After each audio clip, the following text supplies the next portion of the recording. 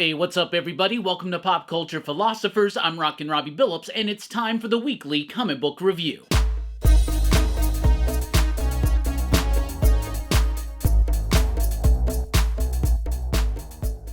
That's right, everybody. Thanks for checking out the video. I am Rockin Robbie Billups. This is the weekly comic book review. It's the show where I read a lot of comic books and I let you know what I thought about them. And let me tell you something. We got a pretty solid week of comics this week, but we always start with a pick of the week, and this week's pick of the week, G.I. Joe issue number 14 from Image Comics, from Skybound Entertainment, from writer Joshua Williamson and artist Tom Riley, Jordie Bellaire on the coloring, and the lettering by Russ Wooten. This book is freaking awesome. I love G.I. Joe. Now, I've loved this book ever since the Energon universe was first formulated with Void Rivals. Then we had Transformers. Then we had a series of miniseries that led into this Joe book. And the first arc was great. The second arc I enjoyed, but Tom Riley wasn't the artist on the second arc, and it really focused mostly on the Baroness and CoverGirl. Then we go right back into Cobra Commander, Destro, Duke, and Dreadnought type stuff here with the third arc, the Dreadnought War. So the book is going every other week for the duration of this event. I do believe, if you want to call it an event, it's just a storyline, but it feels like an event. First of all, Tom Riley coming back on the artwork. It's glorious. It's action-packed. It is exciting. It is exhilarating. There's some really clever techniques that are used here, I would say, to convey some really great sense of motion and action and energy. It is absolutely awesome. The story is great, too. You got Cobra Commander and Duke having to work together against a bunch of dreadnoughts coming after them on Destro's orders. So you're already getting the friction within Cobra boiling over and putting Duke into a very dangerous situation. And let me just tell you something here. I had a laugh out loud wow moment in a comic book, too, this week. One of them came from G.I. Joe. At the end of this book, Cobra Commander is like walking into a room and he says something, and then you turn the page and then something happens. Masterfully crafted. Seriously. Plus the lettering is great, and this might be the best Jordie Bellaire colored book in years, in my opinion. G.I. Joe, issue number 14. That's your exhilarating pick of the week right there. Then also new from Image, we have Final Boss issue number 1. This is a new one from Tyler Kirkham. He is writing and illustrating this one with David Miller, and we got Noor on the colors. This book reads exactly like a 90s Top Cow book. Like first couple of years of like Witchblade and Darkness and Fathom, that era of Top Cow, things like Spirit of the Tau, not as bad as Spirit of the Tau. So this is what I'm saying. The book is not good, but I think this book is trying not to be good. I think this book is trying to be exactly what it is, which is like, I don't know, like a comic book equivalent of Best of the Best. Actually, like a comic book equivalent of Best of the Best Part 2. It's awesome for what it is. You know what I'm saying? Like, the dialogue is bad. The hero is so one-dimensional and cliche and just says the same things over and over. It pounds you in the head with it. But I honestly think it's intentional because it reads exactly like a Top Cow book from, like, the 90s. And I mean that in a good way. So the book is not that great, but it kind of is a little bit. It's at least, I would say, fun, one would say, right? The basic premise, there's this dude, his grandfather was some kind of crazy adventurer. He's just doing these street fights for money. He unlocks powers. It's silly, it's simple, it's routine, but man, does it take you back and have a great sense of nostalgia to it. Let's just say that. All right, then we got Spawn, The Dark Ages here with issue number 1, written and illustrated by Liam Sharp. Liam Sharp, a veteran in this industry. I've always been a fan of his work since I first saw it back in like Hulk and Venom back in the 90s, right? But Liam Sharp has leveled up as the years have progressed, right? He's been doing amazing work, especially artistically. He just wowed all of us with that latest issue of Savage Sword of Conan. If you haven't checked that out, some of the best black and white artwork you're going to see all year long. Seriously, absolutely fantastic. So he's here illustrating and writing Spawn the Dark Ages. It looks absolutely gorgeous. The intricate, detailed line work, a great sense of environment, a great sense of composition, of having so much detail, but still being able to have room to breathe in the panels, and it doesn't feel cluttered or clunky or anything like that. Story, it was hard for me to get into this story. He's using a lot of, like, I guess, Celtic language. At the back, there's even a glossary talking about it. And I guess it's about this dude. I don't even remember. Honestly, it was really hard to follow, but I stuck through it. It was hard to understand some of the dialogue. The glossary at the end of the book helped, but that came at the end of the book. But nothing really to write home about with the story, but the artwork is just gorgeous. And honestly, I would say worth the price alone. Seriously. And maybe if I reread it, I think this is a book that if you reread it, you kind of get more into the flow. What is it? It's about this king of this land. There's some kind of... He's trying to make a deal with Spawn. There's this woman, a witch. I don't know.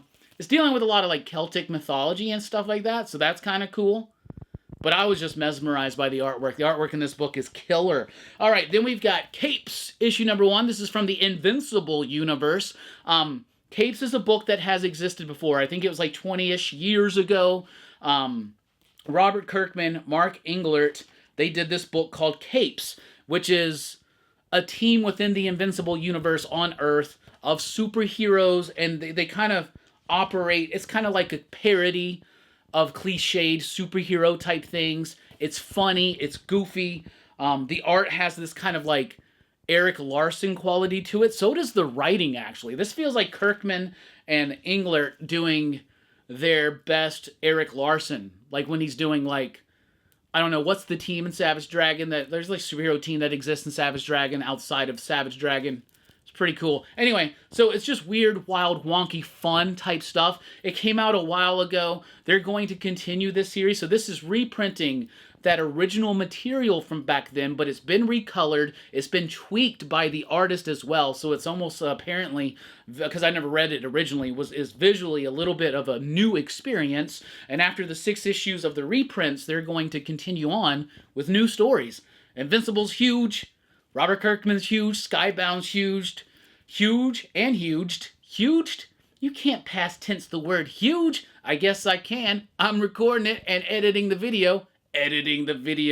That's funny. Anyway, Capes number 1 was super fun and super solid. If you missed out the first time, check it out this time. And even if you checked it out last time, I think it's worth checking out again. Capes number 1 is pretty solid. Then we've got news from the Fallout, issue number 6, the final issue of the miniseries, that is illustrated by Jeffrey Allen Love and written by Chris Condon.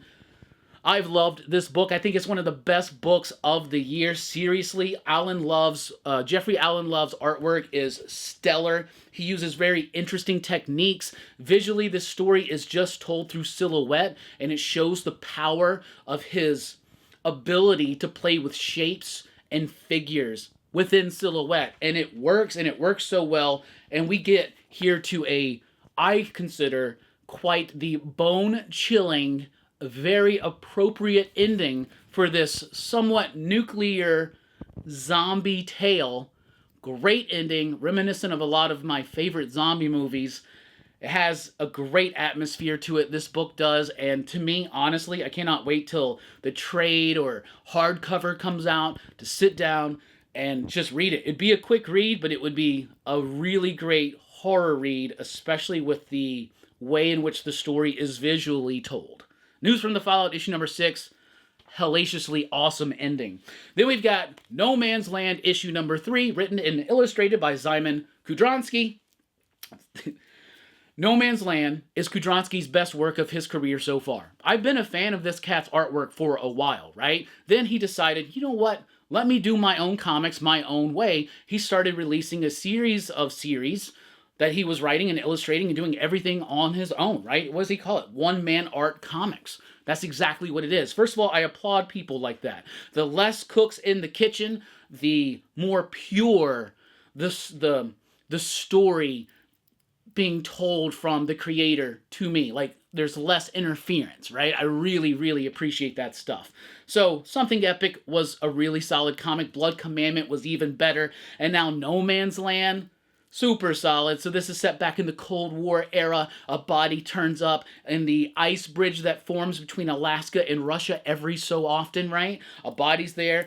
The KGB sends an agent. The FBI sends an agent, but they're like trying to stay out of it because they don't want to, stoke the fires of the tension of the Cold War. So you got these people up there in this very desolate area. It's very heavily researched. It's very beautifully rendered. The artwork is insanely awesome. There's a lot of like talking going on here, but to keep the book visually interesting throughout, a lot of dialogue and a lot of just kind of exploration throughout the history of the era and the area.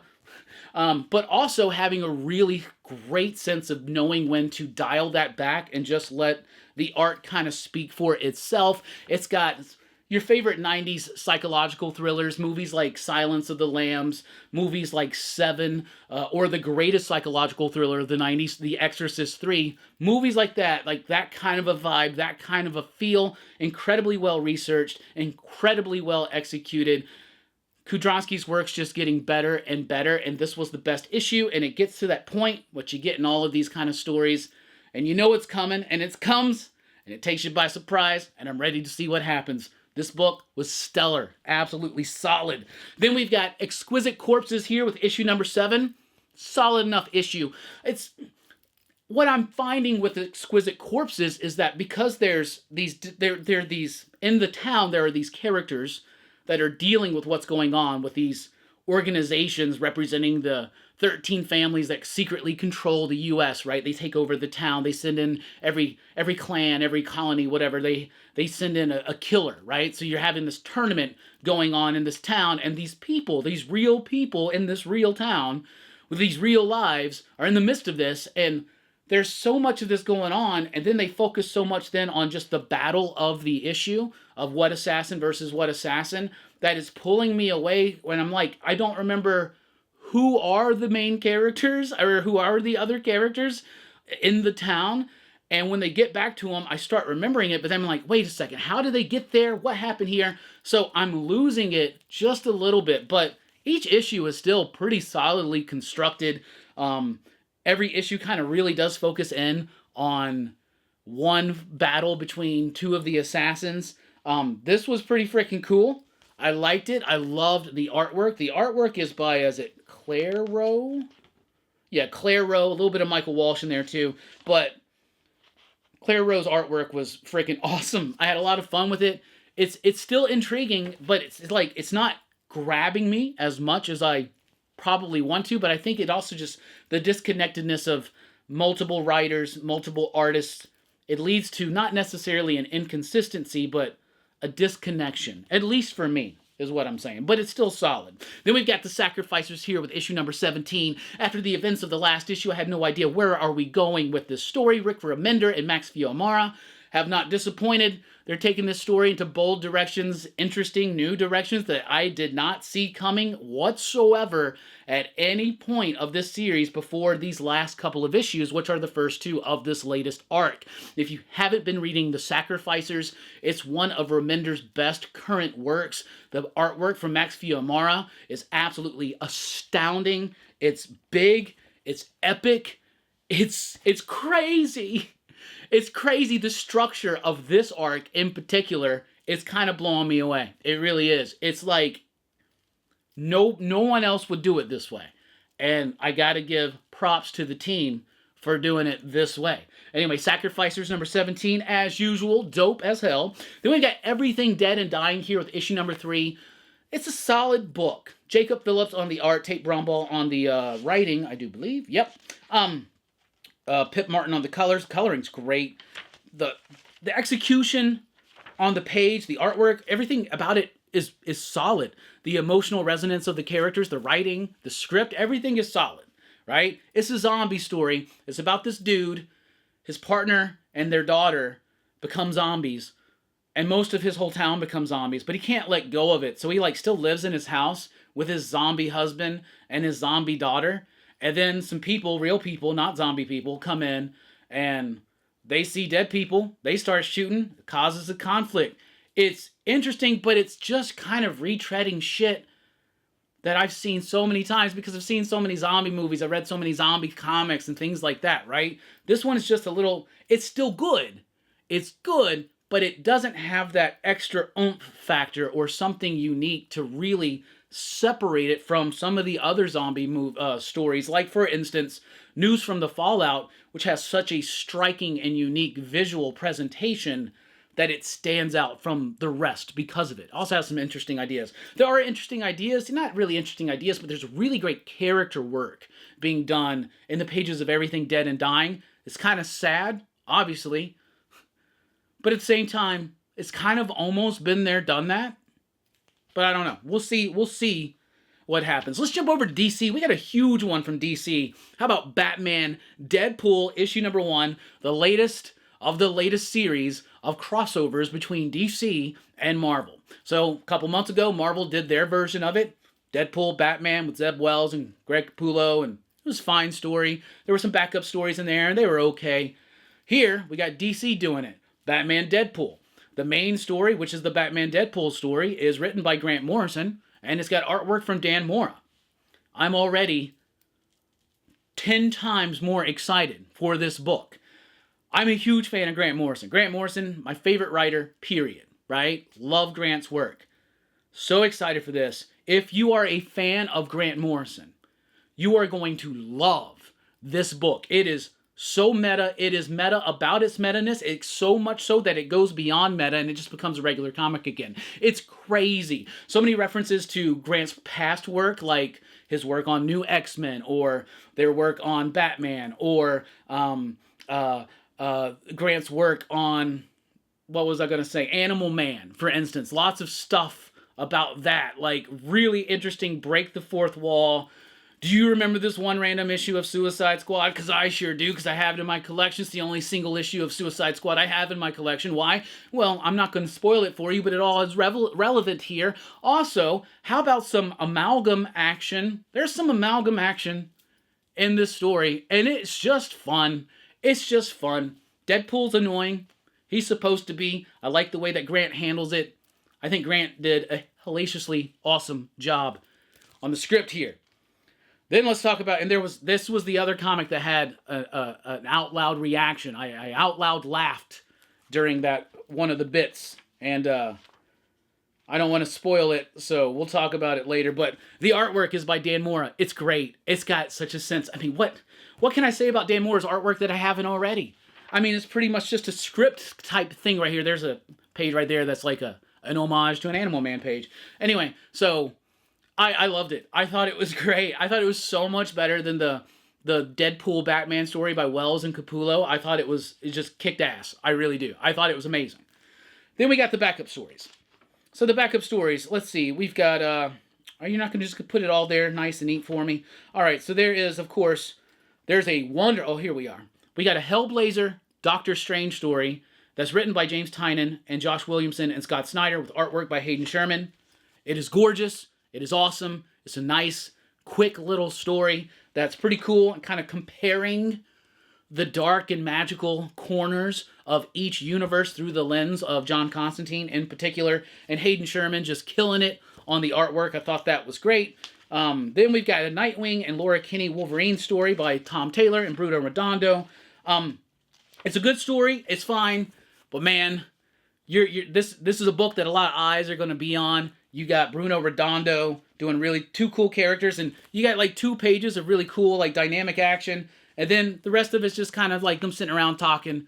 So like I feel like that was a little bit of a wasted opportunity, personally. Then we've got a Harley Quinn and Hulk story by Mariko Tamaki and Amanda Connor, and it's silly. It's just silly fun. It's exactly what it should be. It didn't really do too much for me, but it was all right. Then we've got a Miss Marvel static crossover with G. Willow Wilson and Dennis Cowan. This one, kind of like the other one, didn't really do too much for me, but did exactly what it was supposed to. But man, I think overall this was significantly better than the Marvel effort. I really do. I think this was pretty top-notch. I think it's pretty awesome. And I'm a huge fan of the Grant Morrison, Dan Mora bit. Like, I freaking love it. And I love it. I just love it. I loved it. It was like the kid inside of me awoken, and I felt like I was reading Amalgam Comics or DC versus Marvel back in the day again. I really do. Then we got Absolute Flash here with issue number 9. We're going to get to this book so I can stop gushing on the Grant Morrison, Dan Mora book. In fact, if it wasn't for some of the shakiness of some of the backups, that might have been your pick of the week right there. Seriously, that would have been a pretty good contender. If I would have just kind of considered, but it's also $8. So I feel like you got to really get your money for $8, and I don't think it quite delivers on $8 of value, but it's pretty good. It's pretty good, and there's some really cool covers out there for it. Anyway, Absolute Flash is here with issue number 9. I went to this book to stop talking about that book and went back to talking about that book. Think about that. Anyway, Absolute Flash, issue number 9. How many more times can I say that before I actually get into the book? The book was fine. It's all right. It's not my favorite Absolute book by far. It's not my least favorite. It's close to my least favorite. My least favorite is Absolute Green Lantern. This is probably right above it, right? Like, these are the 2 lower tier ones for me. But you know what? That's fine. The story's coming together for me. I think the art's solid. The story, like, the rogues are getting Wally, and it's all kind of, the story which has taken, it's 9 issues. Issue 9. Feels like we're finally at somewhere we should have been by issue 3 or 4, right? That's the only kind of problem with it. I mean, it's still fun. It's still entertaining. It's never boring. It's just a quick read. But it's just not too much to really talk about or dive into. It's all right. I love their iteration of the Rogues, though. I really, really do. All right, then we got Superman Unlimited here with issue number 7. Dan Slott taking some time off. He did the plot, but Jeremy Adams comes in to do the script. So the slot effect is already in action here. This book is really leaning heavily into a Silver Age-y, Superman family, Bronze Age-y, I guess I should say, kind of energy to it. And I kind of like this one. And this one, though, is a Jonathan Kent story in particular, so it's kind of set aside from everything else that's going on. But it was actually a really fun story that had a reference to an old-school Superman story that I think a lot of people will know or remember about, especially a lot of us old heads. But anyway, Superman Unlimited, solid. It's fine. It's getting the job done. Do we need so many Superman books? No. Is this the weakest one? No, not at all. Not in the slightest. Probably the second best Superman book right now. Right behind the main Superman book. Then we got New Gods here with issue number 12, the final issue of this series from Ram V and Evan Cagle. Freaking awesome ending. I felt like there was no way we were going to wrap everything up in one issue. And it does. Now, it leaves things out there dangling for the book to come back. And I don't know if it's confirmed that Ram V is coming back to this title at some point in the future, but I have seen him, I think I saw him post somewhere saying that, like, you know, in time, probably. And then at the end of the book, it says New Gods will return. So I don't know. I'm not confirming nor denying that this book is coming back for certain with this creative team. But man, do I hope so, because there's a lot of stuff left open, but there's a lot of stuff set up that's interesting to explore. Anyway, I thought it was super solid. 12 issues of absolute gorgeous comic book New Gods work that honored the legacy of Kirby, but did something new with it and different. And that is what Kirby would have made. That's what it would have made Kirby more proud of this book. Was not that they were honoring what came before or keeping the characters true or whatever, but that they were doing something creative and different and creating something new. That's what Kirby would be proud about. And I'm proud of them too. So I love it. Let's jump over to Marvel. And from Marvel, we have Nova Centurion issue number 1. You know what? Even Marvel had a pretty solid week, and I enjoyed most of what I read from them. Maybe that's overselling it. Maybe I'm just in a good mood. But Nova Centurion issue number 1 was pretty solid. First of all, it's written by Jed MacKay, and it's a solo character, just like with Moon Knight. Now, Moon Knight has a team around him, and in this first issue, Nova is building a team around him. But Jed MacKay on Avengers, on X-Men, doesn't quite work for me, but on Moon Knight, it works. And on Nova Centurion, at least with issue number 1, it works. So this is following the aftermath of the Imperial series from Jonathan Hickman. Once again, Rich Rider is the only Nova out there. He is got all of the world mind all to himself, but he has to basically go around the galaxy begging for money in a way to fund his operations. And so the story kind of dives into that gist, but this was a really solid first issue that introduced everybody to that character, to that concept, and set up where we're going in this series, and I'm all here for this direction. I think it's fun. I think if you're a Cosmic Marvel fan, I think if you're a Nova fan, you're going to be very excited. They're still dealing with aftermath from Annihilation, of course, because that was like one of the biggest Cosmic Marvel things, the biggest Cosmic Marvel thing pretty much in the last 20, 30 years since Infinity Gauntlet, Infinity War, stuff like that. But Nova Centurion, issue number 1, I really dug it. And the artwork by Alvaro Lopez, it got the job done. It really did. It kind of felt almost 2000 AD-y, but in a Marvel way. Does that make sense? So I liked it. Then we've got X-Men of Apocalypse, issue number 1. We've already had an issue number 1 of this. It was actually an alpha issue. This is written by Jeff Loeb with artwork by Simone DeMeo. I got the art germ cover there because I do like art germ covers, and when he does a good one, I like to spotlight it on the channel. Is it the cover of the week? No, actually. But pretty close contender, at least for me, but I am a fan.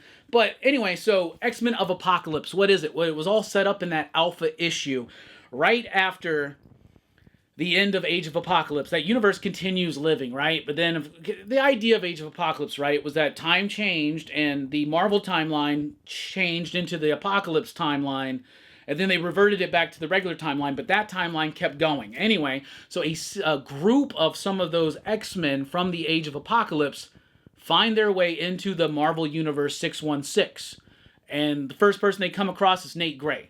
But what's interesting is that it's the X-Men books right after the Age of Apocalypse that they pop into, right? So it's not the modern X-Men continuity, but it's like 90s, like mid-90s X-Men, like post-Age of Apocalypse, pre-Onslaught X-Men continuity, right? So that's interesting. And then there's another spin on that, but I liked it. It kind of took me back to like when I enjoyed X-Men comics, to be honest with you.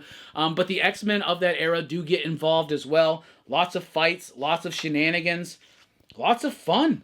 Seriously, this was one of the better X-Men comics I've read in a long time. So X-Men of Apocalypse, issue number 1. I wasn't quite sold on the alpha, but I am sold on this issue number 1. So I'm very curious to see how that story is going to progress.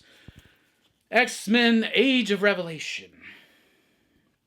I said Marvel had a pretty good week. Then I realized, oh yeah, I forgot about Age of Revelation. So I've committed to reading all of these, and I'm going to stick with it. We're almost I think we're over halfway through now.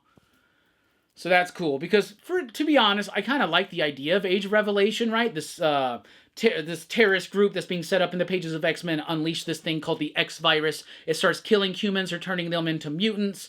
Doug Ramsey, who is now Revelation, the heir of Apocalypse, takes control of the situation, makes the eastern United States a safe haven for mutants, but he is doing it in a very terrible way, and he's kind of become a tyrant, and you got this apocalyptic, but I guess you should call it it's not apocalypse. So anyway, I can't think of anything clever with Doug Ramsey or it's a revelatory era. I don't want to say that doesn't quite work. Anyway, Book of Revelation. So overall, I like Age of Revelation.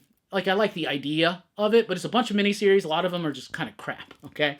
But Book of Revelation is actually written by Jed MacKay, so this one actually has more to do with the actual thrust of the story from the perspective of Doug Ramsey, right? So he's got these people around him, mutants that are able to elevate his abilities, including Fabian Cortez. This centers around him and another one of the mutants, and I can't remember her name right now. It's got some Kitty Pryde action in it. I actually liked it, and I think that if you're trying to just follow the bare minimum, if you're trying to follow Age of Revelation, but just the bare minimum, Amazing X-Men, Book of Revelation, anything with Jed MacKay's name on it.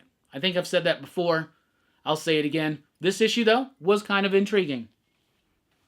Then we have Unbreakable X-Men issue number 2 from the Age of Revelation, written by Gail Simone. This is kind of a continuation of Uncanny X-Men, but in this era, so we're dealing with some of the stuff that Gail Simone's been setting up in the pages of Uncanny X-Men. We get to see it in the future, right? Because the Age of Revelation takes place 10 years from the present day. So you get to see the outliers, the new mutants that have been running around with the X-Men. You get to see them grown up a little bit in this world. Gambit is blind. Rogue's been turned into a giant statue after she saved the world from Galactus. It's not bad. It's all right. If you are reading Uncanny X-Men and you don't want to, if you're missing that vibe, check it out because it's an interesting way for Gail Simone to kind of look into the future at some of the threats and characters that she set up and see what could be their natural go-through line, their natural progression and evolution in certain ways. Whoa, man, we're saying some weird stuff today. Then we got Omega Kids issue number 2. This was really solid. I loved the first issue. I even enjoyed the second issue. This is written by Tony Fleece. It's got artwork from Andres Guignolet. I like this one because I'm a big fan of Kid Omega. And in this world, the Age of Revelation, Kid Omega is working for Revelation. And he's doing so by, he's got a group of young psychics that are supposed to be scanning minds and looking for dissent and all this kind of stuff. But there's a twist at the end of the last issue.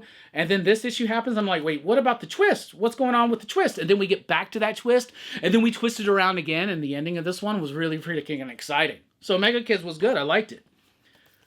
Then we got Radioactive Spider-Man. In this world, Spider-Man is slowly being turned into a mutant from the X virus. But he's dousing himself with radiation so he can stay in New York and save people. And by dousing himself with radiation, it prevents him from turning into a mutant. But then it's like arms are spreading out. He's basically irradiating. This kind of stupid. To not turn into a mutant, I'm going to irradiate myself and turn myself into a mutant. Really? Somebody called Monty King. He could have done this way better.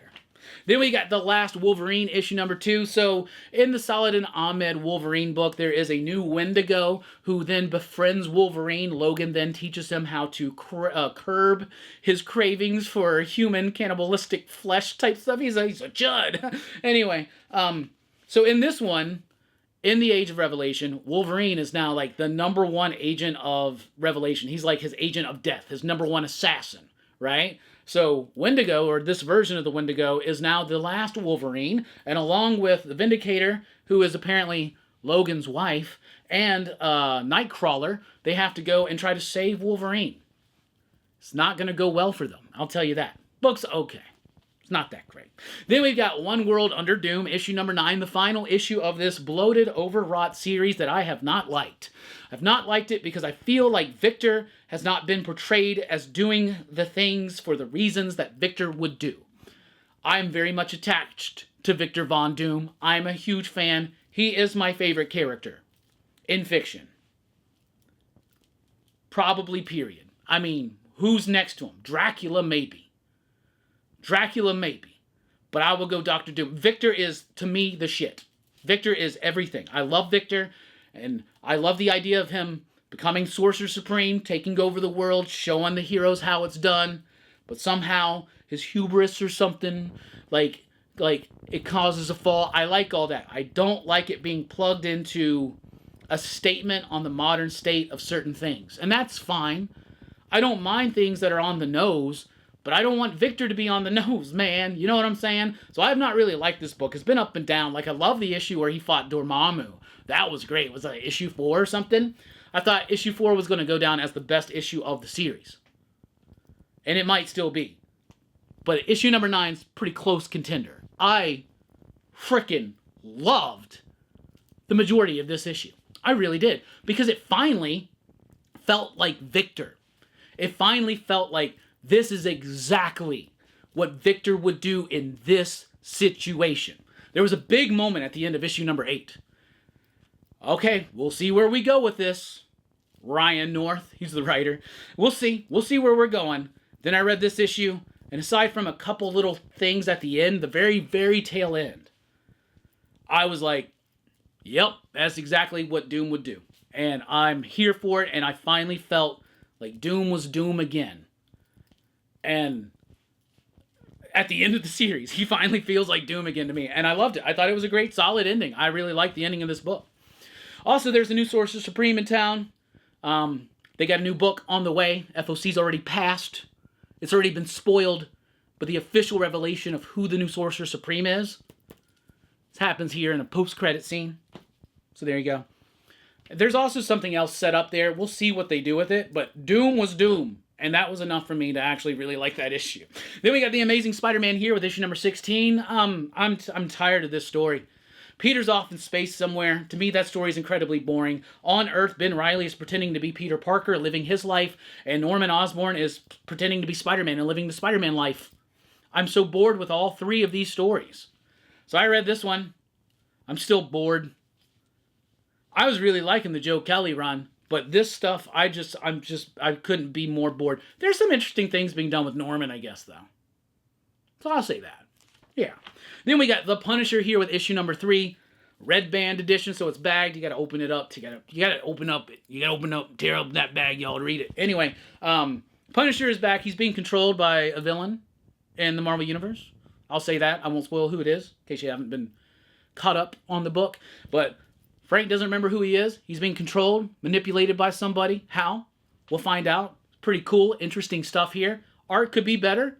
Art's solid, though. Art's inconsistent. There's moments where the art really does work, and then moments where it doesn't.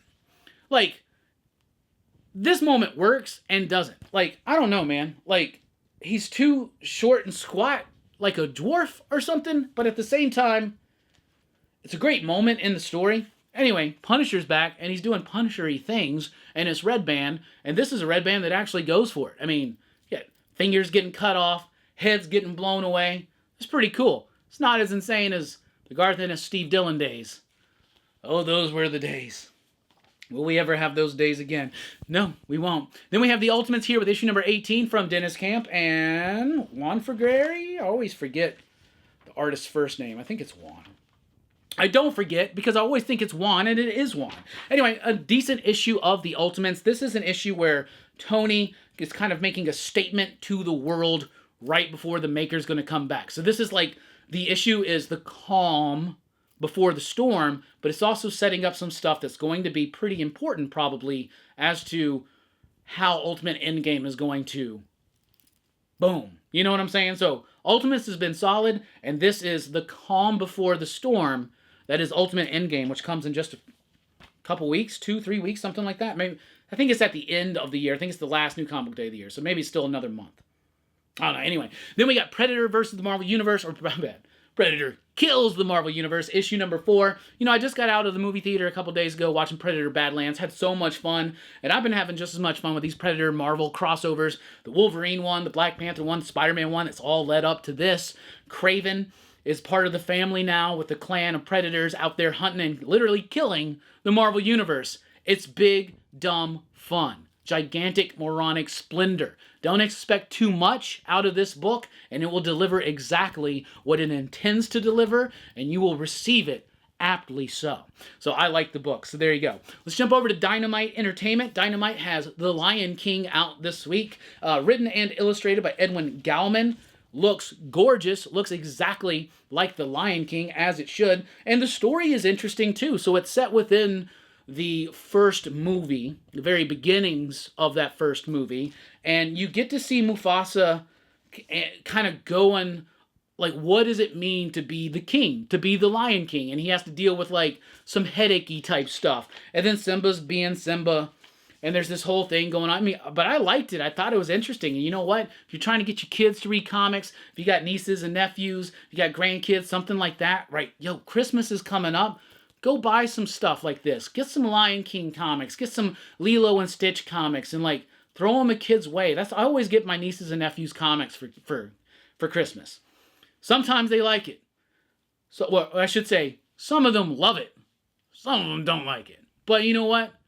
Read, bitches. That's how the only way. Anyway, so at least it has pictures. Here we got Space Ghost issue number 5. This is from David Pepose and Jonathan Lau. Space Ghost continues to excel and be probably the best Dynamite comic for certain, and one of the best superhero comics out there. I love this book. So, first of all, the character work that was done in Volume 1 has led us to this point in Volume 2 where we don't have to do too much work or over-explaining for the 3 characters, or the 4 characters when you think about Blip, but it's, Space Ghost, Jan, and Jace, right? Jan and Jace, that's their names. Why do I not remember their names? Anyway, but the kids, that's cool. All 4 of these characters work as a familial unit, and us as the reader, we're we're just invested, right? And we buy into it.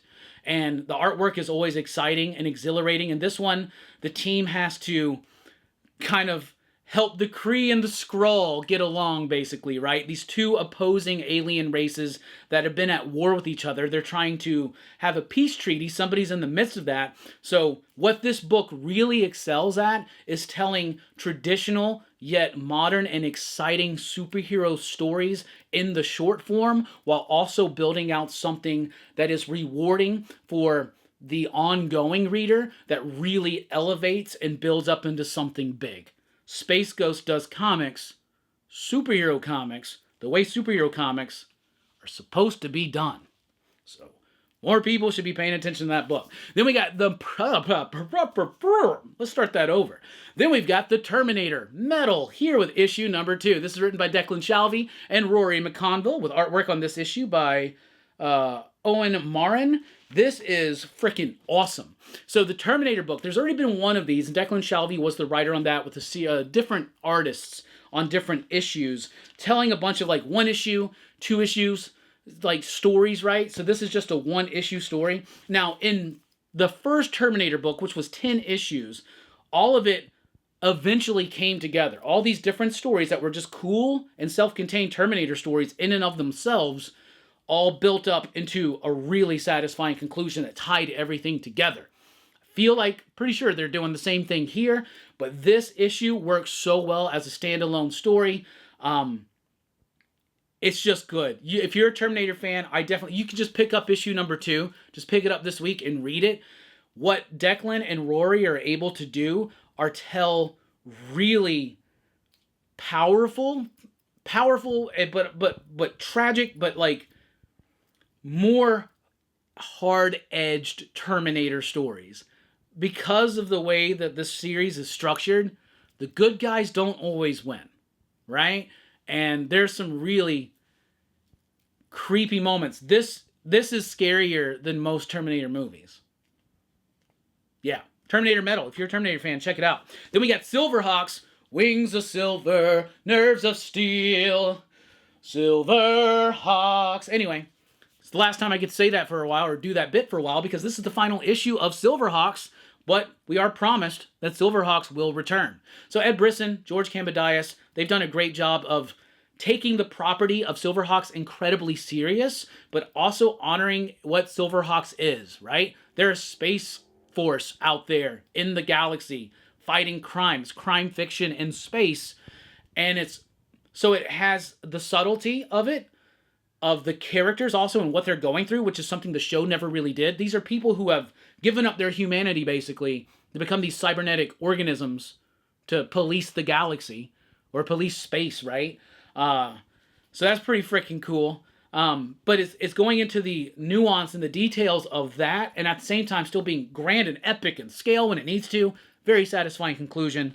Well done. Same thing with Herculoids, issue number 10. This is the final issue of Herculoids. For now, let's hope there's more, because Tom Snagosky did a hell of a job here with the Herculoids. 10 issues, some single issue stories that eventually all merge into this big story that we are now getting the conclusion of, which also gives us the definitive origin of Asimov, the Herculoids, their purpose, who they are, their place in the cosmos, all of that. I loved this so much. Like, I remember watching Herculoids here and there, like on like Cartoon Network or something in the 90s, but like I would have never considered myself a huge fan of Herculoids. Now I am. I got the Blu-ray on my Amazon wish list. I'm ready for more. The only thing I would do different next time is a different artist. I think better art, more solid, more I think different art would really help sell that book more, but honestly, I think fans of the property will still love it. Then we've got Elvira meeting Harley Quinn, and Harley Quinn, Elvira, issue number 2, written by Jimmy Palmiotti, with artwork by, and Amanda Connor, written by Amanda and Jimmy, with artwork by Amanda and Juan Samu. This book is exactly what it's supposed to be. Stupid, fun, exciting, and entertaining. It's just ridiculous. Harley Quinn's trying to throw a Halloween bash. She hires Elvira. So Elvira is going to be the host of her Halloween bash on Coney Island. But she can't afford to pay Elvira, so she has to do these crazy, elaborate heists to raise up the money. So it's like your favorite of the favorites. If you love Elvira, and you love Jimmy and Amanda's work, and you love Harley Quinn, duh, this book's awesome. It's pretty fun. It's not taking itself very seriously, and neither should you. Anyway, let's move on to Oni Press. And from Oni Press, we have High Strangeness, issue number 2. I loved issue number 1. And I also adore issue number 2. Really solid stuff here. So this book is written by Daniel Noah and Zach Thompson. It's illustrated and colored by Noah Bailey, lettered by Becca Carey. So the first issue of this was set in the 50s or 60s. I don't remember. It was mostly about the UFO phenomenon. So High Strangeness is basically a book that's taking these allegedly separate paranormal type events and interests and adding the lens of what if they all are kind of part of the same thing. If you're a fan of like Jean Keel or Jacques Vallée or anything like that, right? Is it John Keel or is it John Peel? John Keel? Anyway, if you're a fan of the dude who did the Mothman prophecies. Anyway, and I'm into this kind of stuff, right? So the first issue was about UFOs. It was a complete separate story on its own. The second one is a different story with different people, and it's all about Bigfoot. But it's like the connective tissue of like the ultra-terrestrial. Maybe this is the same phenomena, right? Across different spectrums of experience. That's what they're playing with here, and it's really good. So first of all, it's just a really solid story about this dude who's on a run, right? He was being transported with a bunch of other prisoners. He's a prisoner. The bus crashes. A Bigfoot with glowing red eyes shows up, right? And there's a lot of Bigfoot lore and research that's like put in here. Now he's trying to live a new life, but he's still haunted by this Bigfoot creature, and he feels like he has to kind of make a stand and take care of it, right? So that story was great. The art was great. And then what's even more intriguing is the backup story. There's the backup story. It's not really a story. It's an essay. Somebody recounting an actual experience they've had with Bigfoot or a Bigfoot sighting and kind of taking some of the legend and the folklore and the history and the research and just tying it all together and really elucidating, is that the right way to use that word? What happened in the main story, which was the comic book. I loved it. It is $8, but it is big. It will take you some time to get through, but I love it. I think it's absolutely amazing. I think this is just supposed to be a 3-issue series. Hopefully there's more, because I'm very excited. It looks like there's a rotating bit of team here too, because Christopher Cantwell's on the next issue. Anyway, I really loved issue 1. I really liked issue number 2. Then we've got The Twilight Zone, issue number 2 from IDW. Each issue of The Twilight Zone, because this is an anthology series, just like the television series was, but each issue is in black and white by a different creative team. Here, it's Tom Scioli. Now, I am a huge fan of Tom Scioli. I am Stan. Jack Kirby, The Epic Life of the King of Comics. His Star Warriors book that he did based on the Jack Kirby work. What was the one he just did? Xanadu or something like that? Like, I love his work. His GoBots run was freaking awesome. G.I. Joe versus Transformers, I love it. He's kind of got this Kirby kind of vibe and flair and style, and he loves old school television like The Twilight Zone. So he's perfect to do an issue of this. This is about a team of travelers who wind up on this alien planet that starts to seemingly respond to what they are thinking of, and it just goes chaotic and crazy. Now, this art style is not going to be for everybody. It's also a very wordy comic. I also don't think the ending was quite as punchy as it could have been, or perhaps should have been, but I still loved it, and anytime Scioli does anything new, I'm on board 100%, just like the first issue. The second issue, very solid, and honors the spirit of what the Twilight Zone is and everything it represents. Then we've got Starship Godzilla, issue number 2, the latest book in the Kai-Sei era for Godzilla. We got the main title, it's okay. Then we've got Escape the Dead Zone, that book is phenomenal. And Starship Godzilla, it's about a crew of space pirates in a way, or smugglers, I guess smugglers is a better way to say it, that their ship in space is Mechagodzilla. So that's pretty cool. Think about it. It's basically Firefly and Serenity is Mechagodzilla. That's kind of what it is, and that's the whole vibe. Seriously, and I like it. I love the art. The art's got this great kind of like, I don't know, it's kind of got this great like energy to it and this like sense of movement, and the pages feel cluttered at times, but it never feels like overwhelmingly so. So I really like this story. In this one, they have to land their Mechagodzilla ship onto this planet to get it fixed so they can take their, they did a heist or something. They had to pick up some Godzilla eggs in the first issue, right? They have to get it somewhere, but their ship needs some repairs. They go on this planet to get these repairs done, and there's this crazy ass like wacky race kind of thing going on there, and it just becomes huge. And look, and you just look at the cover. It's pretty exciting stuff. I liked it. I had so much fun with this book. The Starship Godzilla, what a weird premise that shouldn't work, but does work, and it's so much fun. Seriously. Check it out. Issue number 2 is out this week. Got a lot of issue number 2s from IDW. Twilight Zone and Starship Godzilla, and Teenage Mutant Ninja Turtles, Casey Jones, issue number 2, written by Alex Packnadel with artwork by Amanke Noulpan. I really like this book. It's Casey Jones is set in the current continuity. So in the Jason Aaron, Juan Ferreira run, Casey Jones was almost killed, so he's recouping from those injuries, and he also finds out about some missing mutants in Mutant Town, and he decides he's going to go out and help this little mutant find her mutant father, right? And so it's ostracizing him from the people around him that care about him, like April and Raphael. Raphael even shows up to kind of kick his ass. But really solid story, a familiar story that you've read many times, but through the lens of Casey Jones in the world of the Turtles, and it works exceedingly well. All right, over at Dark Horse Comics, we have The Circus, Losing Control, issue number 1. It says John le Carre's The Circus, so I'm assuming this is based on maybe a series of novels or something. I have no idea. But it's written by Matt Kent with artwork by Ibrahim Mustafa. Matt Kent is a writer who I really, really like, and I really like his comic book work, and I like the way he thinks about comics. And Ibrahim Mustafa is a really supremely talented artist that we've had on the show a couple of times, and I really like his work. So, this book was interesting. So it's about like this British intelligence organization called the Circus. The leader of it's called Control.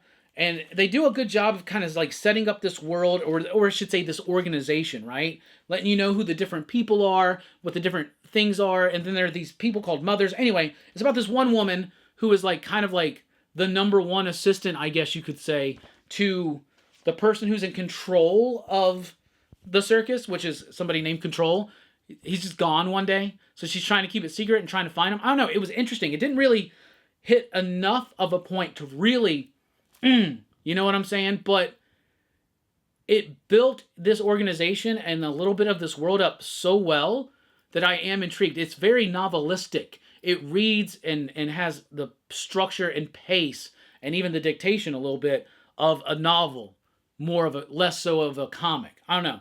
I liked it. I'm intrigued to see what happens, and maybe I'll check out issue number 2. Then we've got Red Book here with issue number 2. This is a follow-up of sorts to Blue Book by James Tynion and Michael Avon Oeming. That book, of course, was exploring the UFO phenomena in the Western Hemisphere, mostly in the United States. Here we're doing it for the Red countries back during the Cold War, Russia, the USSR, and China. So here we got a little bit about the history of the UFO phenomenon in China. So you got a few different stories kind of here. Most I've never actually heard of, including a bit about one of the first recorded in modern day UFO events. And so it was interesting and it was cool. If you are into ufology, like definitely check this book out. Like check out High Strangeness, check out Red Book. This book is more like a documentary in comic book form, whereas High Strangeness is a little bit more of a narrative. But I love that book. Also, from Michael Avon Oeming, gets the cover of the week. Why? Just a great design. I love the simple use of red and black and white, and it really pops on the shelf, and it's so aesthetic and cool, and it gives you every bit of information you need to know about what this book is. China, Russia, UFOs. China, Russia, UFOs. I did that backwards. Anyway, from Mad Cave Studios, we've got Ferocious, issue number 1. This is a decent comic. Wasn't too bad. Wasn't too great, but it wasn't too bad. This is about a world in which there's, like, human-type people, and then these, like, monsterish-looking type people, and they're, like, warring with each other, and this dude, like, saves one of them, and then the one that he saved winds up killing, like, this whole village of people. So now this kid vows vengeance on this one, and it doesn't turn out quite a different way. I'll go ahead and the big thing is this. He goes to kill this one, like, the one who killed the person that he saved, or didn't kill, goes and kills a whole village. He vows to go kill this person. That person then says, you ain't killing me. I'm going to teach you how to be just like me. Ferocious. That's pretty much the gist. It was all right. Interesting concept. We'll see what happens. All right, then we got Racer X, issue number 3, written by Mark Russell with artwork by Nuno Plati. I really like this book. I really, really do. Racer X is a super cool character. I've always loved that character, whether it was the original animated series or whether it was the Wachowskis movie that I love, that Matthew Fox played Racer X. Anyway, Racer X is Speed Racer's brother. Everybody thinks he's dead, but he's Racer X. He's out there trying to help Speed win. And what I like so much about this series is it has its own identity, and it's exploring the character of Rex in particular, but the stories are mirroring Speed Racer. So you get to see the other side of the story. The way that works is actually really interesting. And Speed Racer is such a great comic. Racer X makes a complete awesome companion to it. From Fantagraphics, we got Mickey Mouse issue number 1. It does have a legacy number, which is 333, I think, something like that. But this is just old school Mickey Mouse comics. This is reprinting, I think, I don't know, it might be an Italian comic from 2005. Yeah, it's a 2005 Italian story. This is the first USA printing of it, and that's nice, and it was delightful, and I enjoyed it. Then it's got a classic Mickey comic in there that was really charming, and I thought that was fun. A classic one from 33, and then it's got an Italian one printed for the first time in the U.S. From Italy in 2015. So it's got 3 stories, 2 of them very short, one of them rather long and interesting and cool. Goofy's in there.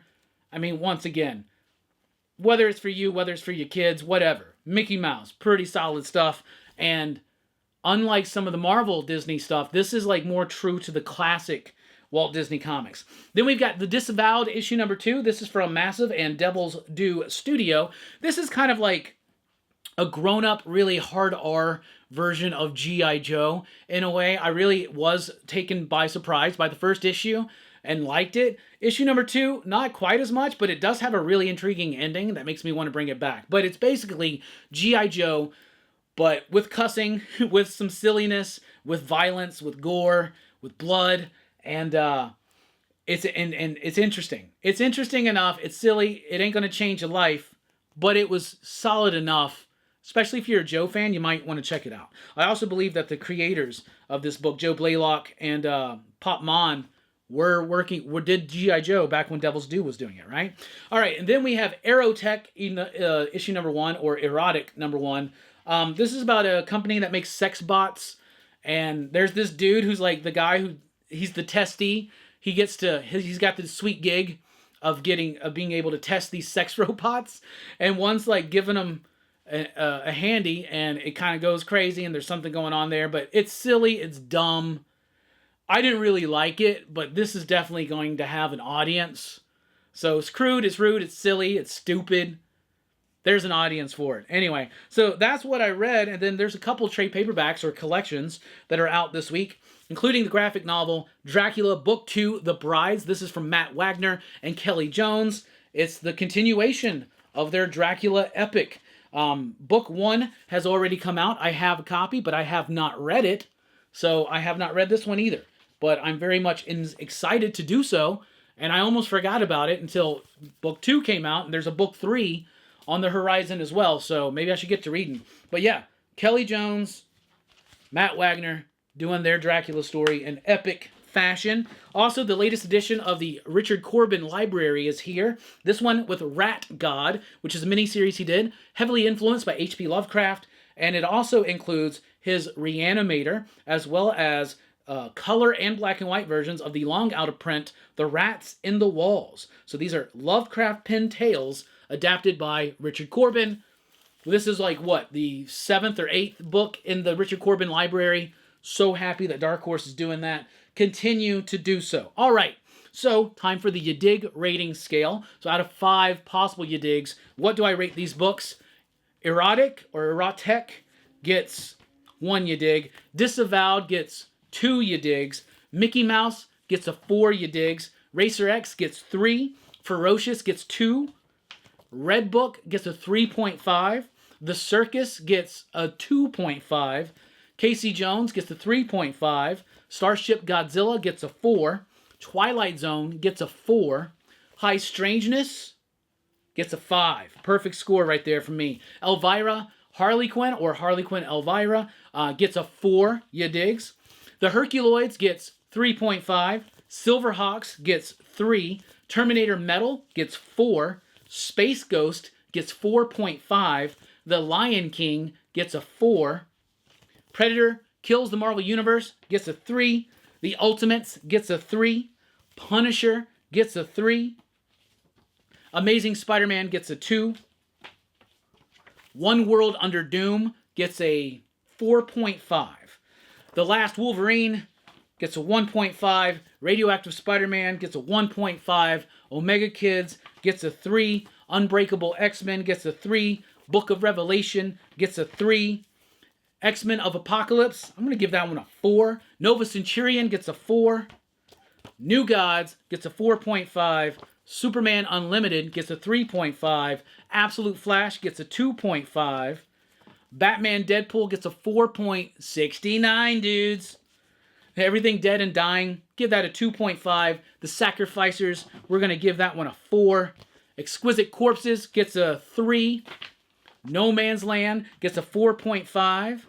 News from the Fallout gets a 4.5. Capes, I'm going to give this one a 4. Spawn the Dark Ages, we'll give that one a 3.69. Final Boss gets a 3.5. And G.I. Joe, I'm going to give that one a 5 as well. That's what I read. That's what I thought. That's what I'm digging. What are you reading? What are you thinking? What are you digging? Let us know in the comments down below. Thank you so much for checking out the video. Be sure to like, share, and subscribe. And join us over at patreon.com/PCP if you want to help support the channel. I've been Rockin Robbie Billups. Thanks for rocking with us. Station, keep on reading. Pop, pop, boom!